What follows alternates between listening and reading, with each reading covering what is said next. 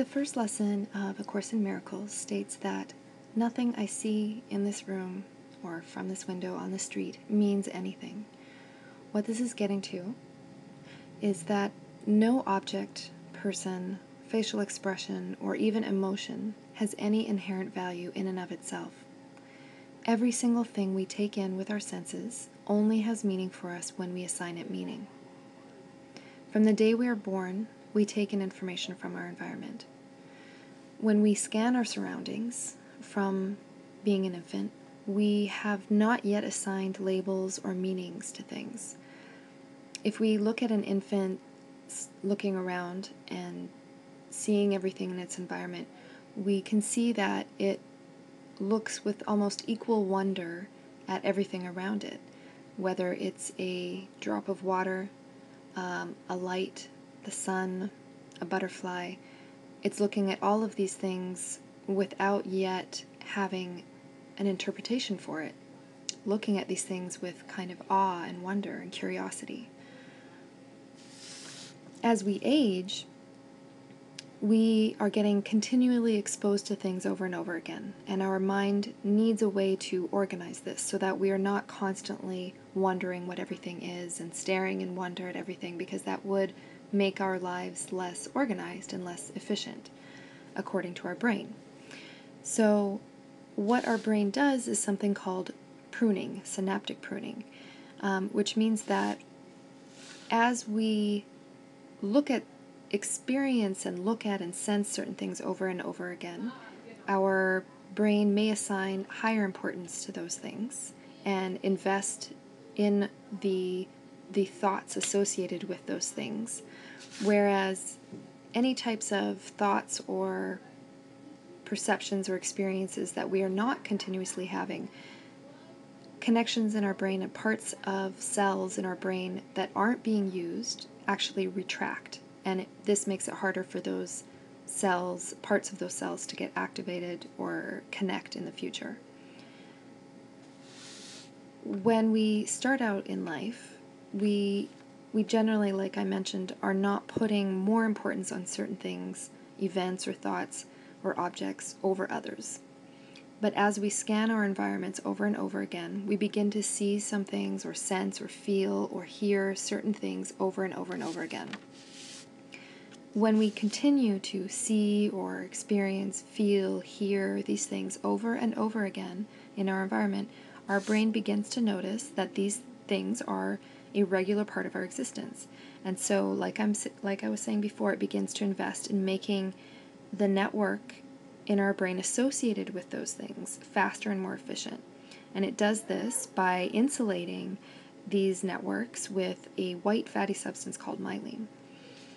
As we get older, we have more and more networks that get wired together and are insulated with this white fatty substance called myelin, which is also why when you look at certain neuroscience images, we are able to see that there is a more or thicker white matter in adult brains after adolescence than in younger brains, because there are more of these networks being developed.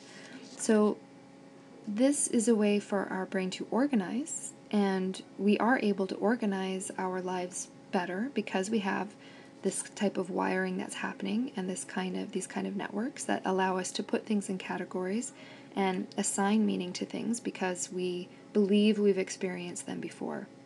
So for example, and this also helps us relate one thing to another. So for example, if we see a Chihuahua and a Pit Bull, we understand that both of these things are dogs. We don't need to process every aspect of each creature in order to understand what it is to us.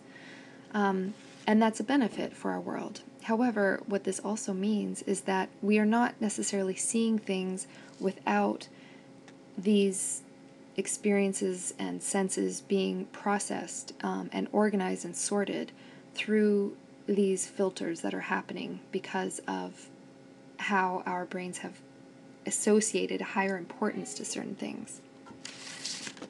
So this means that at the age you are now, you have a certain number of networks that are devoted to perceiving certain things in your environment in a way that is based on not necessarily how that thing exists now or that person, but how you have experienced it in the past and how you have built up networks and filters through your experiences, all the way dating from infancy and childhood into now. And this explains why you, for example, could take a simple object like a pencil, and if one person had a bad experience with a pencil, maybe a sibling or someone was bullying them and jabbing them with a pencil. Another person may have received a pencil as their first gift and won a spelling bee after studying and working with that pencil. You could take that same exact object, and because of the experiences that their minds have been exposed to through that object, have been built up over time, they're going to have a very different reaction to it.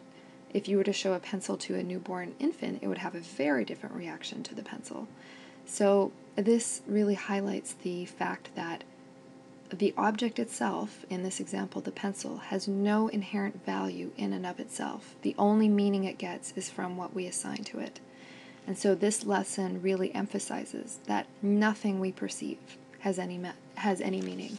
So if you take a look around the room and do as the lesson states, that you glance without any higher importance or higher lingering on any object in the room more than another, and as you were saying this, you can state that nothing in this room means anything, and really absorb the idea that everything you are looking at only has meaning because you have assigned it meaning, and in and of itself has absolutely no meaning to you.